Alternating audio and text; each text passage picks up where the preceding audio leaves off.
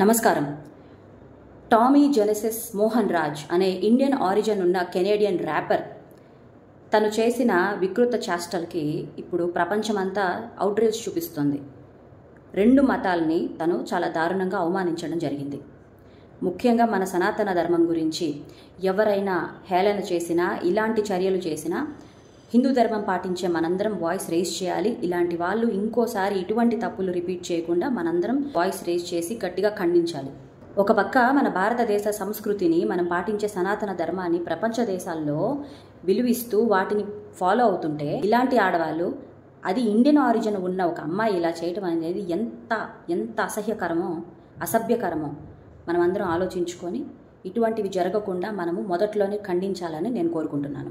మన సనాతన ధర్మం పాటించే మనకి నీతి, నియమం, న్యాయం, ధర్మం, త్యాగం ఇవి చాలా ఎక్కువ కదా. ఇన్ని క్వాలిటీస్ ఉన్న మనకి ఇటువంటి వాళ్ళ మీద ఏ విధమైన జాలి చూపించే అవసరం అయితే ఉండదు.